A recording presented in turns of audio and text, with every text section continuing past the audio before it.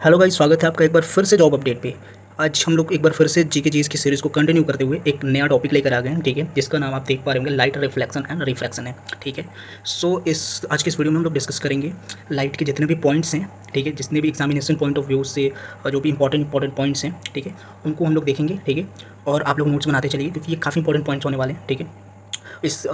आगे जो हम लोग पॉइंट्स पढ़ेंगे ना, जिससे आपको समझ में आ जाएगा और उससे आप लोग समझ सकते हैं कि कितने इंपॉर्टेंट पॉइंट्स हैं। और एग्जामिनेशन में जो जनरल साइंस से क्वेश्चन आते हैं ना, वो कहाँ से आते हैं आपको एक्जैक्टली पता चल जाएगा, ठीक है। आपको बहुत बड़ा मतलब कोई पोथी पात्र पढ़ने की जरूरत नहीं है, एकदम जैसे बहुत भारी बुक जैसे या फिर एनसीईआरटी पूरा पढ़ने की जरूरत नहीं है। अगर ये वीडियो आप लोग देख लेते हैं, ये शायद 2 पार्ट में होगा, ठीक है, ये पहला पार्ट है। तो इस वीडियो में आप लोग को लगभग कोशिश करते हैं जितना ज़्यादा कवर हो सके पॉइंट करेंगे, ठीक है। उसके बाद से आपको और कुछ पढ़ने की जरूरत नहीं है, specially for light reflection and refraction से जितने भी क्वेश्चन होते हैं उसके, ठीक है। चलिए डायरेक्ट शुरू करते हैं वीडियो। तो जैसे पहला पॉइंट देख पा रहे होंगे, light is a form of electromagnetic radiation, ठीक है। ऑब्वियसली आप लोग हर एक पॉइंट्स को रिलेट करेंगे कि क्वेश्चन कहाँ से आते हैं आपके एग्जामिनेशन में, ठीक है। तो क्वेश्चन डायरेक्ट आ सकता है, हालांकि आजकल वन लाइनर क्वेश्चन नहीं आता है, लेकिन फिर भी स्टेटमेंट पे क्वेश्चन आ जाता है कि इलेक्ट्रोमैग्नेटिक मतलब कैसा रेडिएशन है इसका, ठीक है। तो आपको ये बताना चाहिए कि light is a form of electromagnetic radiation, ठीक है। हालांकि सब ने ये 10th क्लास में पढ़ा हुआ है, ठीक है, लेकिन एक्चुअली क्या है कि वो याद नहीं रहता है ना, इसकी वजह से प्रॉब्लम हो जाती है। उसके बाद से ये क्या करता है, सेंसेशन ऑफ साइट, इसी की वजह से हम लोग को दिखता है कोई भी चीज़, ठीक है। और जो स्पीड इसकी स्पीड जो होती है वैक्यूम और फिर एयर में बोल सकते हैं, ठीक है, 3:10⁸ मीटर पर सेकेंड, ओके। उसके बाद से बहुत ही सिंपल सा चीज़ दिया हुआ है। उसके बाद से जो इंपॉर्टेंट पॉइंट दिया है, जो wavelength of visible light vary from about 400 nanometre for violet light to about 700 nanometre for red light. ये काफ़ी इंपॉर्टेंट पॉइंट है। इसका मतलब ये हुआ कि आपको पता होगा जो वाइट लाइट है वो डिस्पर्स होकर 7 कलर में वो स्प्लिट हो जाता है, ठीक है। तो उसके बारे में बता रहा है कि जो वेवलेंथ ऑफ मतलब अलग अलग विजिबल लाइट जो हम लोग देख पाते हैं ना, उसका अलग अलग वेवलेंथ है, वो वेरी करता है, ठीक है। जो सबसे ज़्यादा जो जिस मतलब लाइट का वेवलेंथ होता है वो होता है रेड लाइट का 700 नैनोमीटर, ठीक है। और 400 नैनोमीटर होता है वायलेट लाइट का, ठीक है। और इसका भी अंतर होता है, इसका भी मतलब रीज़न है एक्चुअली, फिजिक्स में क्या साइंस में सबका रीज़न है, ठीक है। कि लाइट का जो रेड लाइट का है उसका सबसे हायर मतलब क्या होता है, वेवलेंथ होता है, ठीक है। और जिसकी वजह से ये डिफ्रैक्ट कम होता है, ठीक है। और जो वायलेट लाइट है, वायलेट लाइट का सबसे मतलब जो विजिबल लाइट की बात कर रहे हैं, ओके, ये ध्यान रखिएगा, काफ़ी इंपॉर्टेंट पॉइंट है एग्जामिनेशन पॉइंट ऑफ व्यू से भी, ठीक है। ऐसे क्वेश्चन आते हैं। जो विजिबल और जो वायलेट लाइट है ना, उसका जो सबसे कम होता है 400 नैनोमीटर होता है, ठीक है। आपको ये पता चल गया होगा, इसलिए ये रिफ्रैक्ट, अगर आपका जो वेवलेंथ है, ठीक है, वो कम है तो रिफ्रैक्शन आपका ज़्यादा होगा, ठीक है। वेवलेंथ अगर ज़्यादा है तो रिफ्रैक्शन कम होगा, ठीक है। ये पॉइंट है और इसको एग्जामिनेशन में दिया जा सकता है, ठीक है, स्टेटमेंट बना के, तो आप लोग ध्यान रखिए। उसके बाद से है अगला पॉइंट है द स्ट्रेट लाइन, मतलब ये तो सिंपल है, ठीक है। तो रे ऑफ लाइट किसको बोलते हैं, ये तो 10th क्लास का, एक्चुअली 10th क्लास का ही ये मैंने उठाया हुआ है, ठीक है। तो आपको सारे पॉइंट इंपॉर्टेंट नहीं होंगे, लेकिन फिर भी क्वेश्चन कहीं से भी बन सकते हैं, तो हम लोग देखते चलेंगे, ठीक है। तो bundle of rays for beam of light, ठीक है। उसके बाद से जो अगला इंपॉर्टेंट पॉइंट है, when light falls on surface separating two media, some part of light get reflected, some part refracted and some of the part is absorbed। ये हम लोग जानते हैं कि कहीं भी लाइट मतलब अगर किसी भी ऑब्जेक्ट से टकराती है, ठीक है, तो वहाँ पे आपको रिफ्लेक्शन हो सकता है, रिफ्रैक्शन हो सकता है, ऑब्जर्वेशन हो सकता है। और इतना ही नहीं, ये सेम टाइम पे तीनों फेनोमेना भी हो सकते हैं और एक्चुअली होते भी हैं, ठीक है। Even on very shiny surface, ठीक है, जो वेरी साइनी सरफेस जो जैसे कि क्या बोल सकते हैं, मिरर होता है, ठीक है, वहाँ से since maximum of light get reflected, that is why we don't feel any absorption और रिफ्रैक्शन। एक्चुअली रिफ्रैक्शन तो नहीं होता क्योंकि एक साइन को पूरा पैक कर दिया जाता है, ठीक है, with special type of paint, ठीक है। लेकिन उसकी बात कर रहे थे, ठीक है। तो कोई भी ऑब्जेक्ट है ना, उसमें तीनों फेनोमेना होती है अगर लाइट अगर उसके कॉन्टैक्ट में आता है तो, ठीक है। तो ये सिंपल सी बात है, बहुत ज़्यादा डिटेलिंग हो रही है मेरे ख्याल से, इसलिए वीडियो लंबा हो सकता है। मैंने ज़्यादा वीडियो लंबा क्योंकि आप लोग भी नहीं देखते, ठीक है। खैर इसको बनाते पॉइंटर, ठीक है।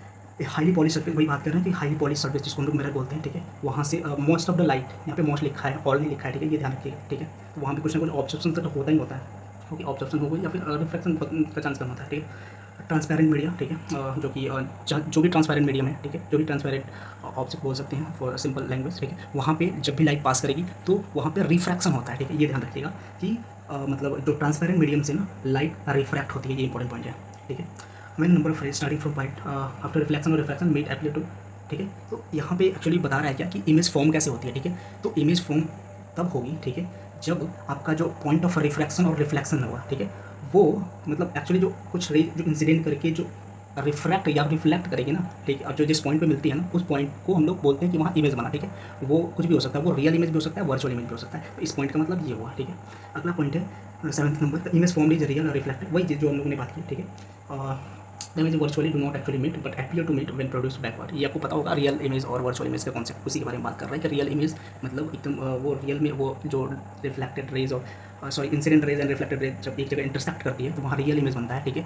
और वर्चुअल इमेज तब बनता है जब रिफ्लेक्टेड इंसिडेंट रेज और reflected rays appears to intersect करती है, ठीक है। जब मतलब वर्चुअली इंटरसेक्ट करती है वहाँ पे वर्चुअल इमेज बनता है, ठीक है। उसके बारे में बात कर रहे हैं, ठीक है। आगे बढ़ते हैं अगला पॉइंट पे। Real image can be obtained on screen. Obviously ये काफ़ी हम लोगों ने बचपन में पढ़ा था, ठीक है। रियल इमेज को भी स्क्रीन पे ऑब्टेन किया जा सकता है, वर्चुअल इमेज को नहीं। काफ़ी सिंपल सा कॉन्सेप्ट है इसका, ठीक है। टू बेसिक लॉ ऑफ, ये बहुत ही बेसिक हो जाता है, ठीक है। टू जो बेसिक लॉ है, angle of incident equals to angle of reflection, ठीक है। ये आपको पता ही होगा। और इंसिडेंट रे नॉर्मल और मेरे का जो पॉइंट ऑफ इंसिडेंट है सब एक ही प्लेन में लाई करते हैं। ये भी काफ़ी सिंपल सा है, खैर आप लोग देख लीजिएगा, यहाँ में कुछ भी आ सकता है, ठीक है। स्पेशली एनटीए का जो पैटर्न होता है ना, वो कुछ भी दे सकता है, बहुत बच्चा से बच्चा क्वेश्चन भी दे देता है, ठीक है। और इंपॉर्टेंट क्वेश्चन तो देता ही है, तो इसका ख्याल जरूर रखिएगा, ठीक है। और उसके बाद जो 10th पॉइंट है, ठीक है। और सॉरी आपको लगता है नहीं दिख पा रहा होगा, मैं यहाँ पे कर देता हूँ। यहाँ पे 10th पॉइंट अब दिख रहा होगा, ठीक है। Image of an extended object form plane mirror. अच्छा, यहाँ पे अब बात हो रही है कि प्लेन मिरर की कैरेक्टरिस्टिक्स क्या होती है जब इमेज जो भी प्लेन मिरर पे बनता है तो लाइट का रिफ्लेक्शन से, ठीक है। तो हम लोग देखेंगे, पहला होता है, ये काफ़ी इंपॉर्टेंट पॉइंट हो सकता है एग्जामिनेशन पॉइंट ऑफ व्यू से, ठीक है। इसका ध्यान रखिएगा। Image form is virtual and erect. Plane mirror से जब भी इमेज बनता है, ठीक है, वो वर्चुअल बनता है और इरेक्ट बनता है, ठीक है। The image is of same side है, ओके। और इमेज का जो साइज होता है वो सेम होता है जो भी ऑब्जेक्ट का है, ठीक है। उसमें कुछ भी अंतर नहीं होता है, ठीक है। इमेज इज फॉर एक्चुअली जो इमेज, तीसरा पॉइंट है कि जो इमेज बनता है जितना आप मिरर के पास में खड़े हो, मतलब मिरर और आपके बीच जो रियल डिस्टेंस है वही सेम वर्चुअल डिस्टेंस आपका और आपका जो मिरर है उसके पीछे बनेगा, ठीक है। ये काफ़ी इंपॉर्टेंट पॉइंट है, ठीक है। The image is laterally inverted. आपका जो इमेज बनेगा वो laterally inverted, like if you are your left is appears to be right and right is appears to be left in the mirror, like that, ठीक है। तो ये laterally inverted का concept होता है, ठीक है। आप लोग देख पा रहे होंगे। सो आगे बढ़ते हैं, पॉइंट नंबर जो 11 है। If the reflecting surface of image is curved on, okay. So now यहाँ पे प्लेन मिरर का कॉन्सेप्ट खत्म हो गया। हम लोगों ने शुरू किया लाइट क्या होता है, लाइट की कैरेक्टरिस्टिक्स जो भी सिंपल होती है, ठीक है। उसके बाद से प्लेन मिरर में इमेज कैसे फॉर्म होता है, उसकी कैरेक्टरिस्टिक्स क्या होती है, ठीक है। उसके बाद अगला पॉइंट आ जाता है कि अब एक और टाइप का मिरर होता है, ठीक है। उसको बोलते हैं स्फेरिकल मिरर, ठीक है। तो स्फेरिकल मिरर क्या होता है, जो भी जो मिरर का जो रिफ्लेक्टिंग सर्फेस है वो कर्व्ड होगा, ठीक है। Curved either it is cave like curve और बल्जेज आउट कर्व, ठीक है। ये दोनों तरह के कर्व हो सकते हैं, ओके। उसको क्या बोलते हैं, कर्व मिरर बोलते हैं, ठीक है। या फिर स्फेरिकल मिरर बोलते हैं, ठीक है। और ये स्फेरिकल मिरर कितने तरह के होते हैं, तो स्फेरिकल मिरर जो है वो एक्चुअली दो तरह के होते हैं, ठीक है। स्फेरिकल मिरर दो तरह के होते हैं, एक होती है कॉनकेव मिरर, ठीक है। कॉनकेव क्या होता है, जो केव लाइक स्ट्रक्चर होता है, लाइक दिस, ऐसे ऐसे आप देख पा रहे होंगे, ऐसे, ठीक है। ये केव लाइक, जो रिफ्लेक्टिंग सर्फेस होता है वो केव लाइक होता है, ठीक है। और जो मतलब उसके बाद से कॉन्वेक्स मिरर क्या होता है, तो कॉन्वेक्स मिरर इसी का उल्टा ऐसे कर दे तो ये कॉन्वेक्स हो जाएगा, ठीक है। दिस रिफ्लेक्टिंग सर्फेस तो ऐसा है तो ये हो जाएगा कॉन्वेक्स मिरर, ठीक है। होपफुली आप लोग समझ गए होंगे, ठीक है। लाइक ये ऐसा हो जाएगा कॉन्वेक्स और ऐसा वाला पार्ट हो जाएगा कॉन्केव, ठीक है। बहुत सिंपल है, आप लोग समझ पा रहे होंगे। अगला पॉइंट है कि the centre of reflecting mirror is called, ठीक है, ठीक है। जो ये पॉइंट होता है ना, जो सेंटर ऑफ रिफ्लेक्टिंग जो सर्फेस है उसको क्या बोलते हैं, उसको पोल बोलते हैं, सिंपल। ये काफ़ी सिंपल पॉइंट है, आप लोगों को पता होगा। अब आगे बढ़ेंगे, अगला पॉइंट देखेंगे। अगला पॉइंट जो पॉइंट नंबर 13 है वो है the centre of sphere the given mirror form which part is called centre of curvature, ठीक है। तो अब बता रहा है थोड़े से मतलब हम लोग नोमेनक्लेचर की तरफ बढ़ रहे हैं, ठीक है। मतलब टर्मिनोलॉजी कह सकते हैं या फिर नोमेनक्लेचर कह सकते हैं, ठीक है। तो मैं आपको एग्जाम्पल यहाँ पे दिखा देता हूँ, ठीक है। मैं यहाँ पे कौन के मिरर ले रहा हूँ, ठीक है। इसको पोल बोलते हैं, इसको सेंटर, ठीक है। ये पूरा सरफेस है ना, इसके ये जो रिफ्लेक्टिंग सरफेस है इसके सेंटर पोल बोलते हैं, ठीक है। और इसको एक्सिस पॉइंट बोलते हैं, ठीक है। ये जो बीचों बीच आएगा ना पैरेलल, आगे पॉइंट्स में हम लोग कवर करेंगे, ठीक है। उसको वो बोल रहा है कि द सेंटर ऑफ कर्वेचर जो होता है, ठीक है, ये इसी को सेंटर ऑफ कर्वेचर बोलते हैं, ठीक है गाइस। ये जो होता है वो सेंटर ऑफ कर्वेचर होता है। और एक्चुअली सॉरी, ये जो पोल होता है, ठीक है। और अगर इस कर्व वाली सरफेस को अगर हम लोग इधर से इसको कंप्लीट कर दें, कंप्लीट स्फीयर बना देना, ठीक है।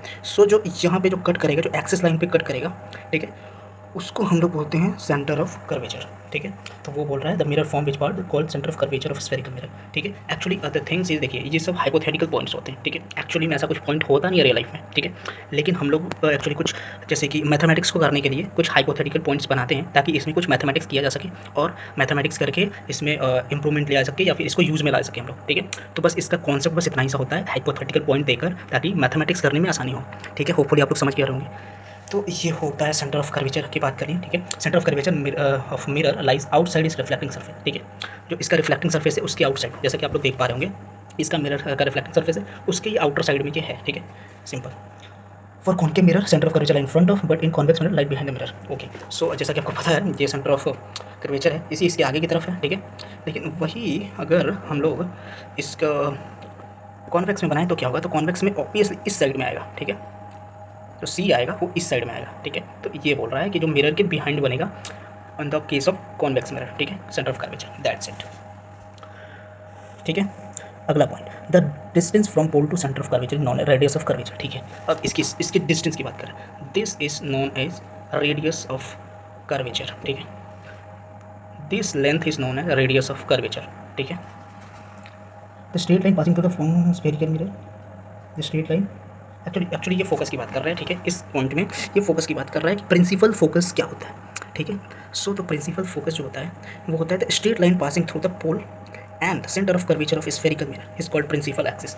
इस प्रिंसिपल एक्सिस के बारे में बोल रहे हैं, ठीक है। सो ये प्रिंसिपल एक्सिस को बनाने के बाद, ठीक है, principal focus of spherical mirror point where light rays coming parallel to principal axis reflected actually converge, ठीक है।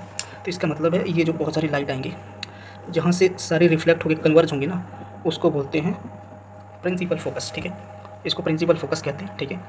And the distance from pole to principal focus is called focal length. मैं बहुत शॉर्ट में बता रहा हूँ, बहुत ज़्यादा डिटेलिंग करने की जरूरत नहीं है, ठीक है। This distance is known as F, that is focal length, ठीक है, and this length is considered as 2f, ठीक है। ये सिंपल पॉइंट्स हैं, आपको होपफुली क्लियर हो गए होंगे, काफ़ी आपको शॉर्ट में बताने की जरूरत है, आप लोगों को पता होगा, मैं तो रिवीजन करा रहा हूँ बस, ठीक है।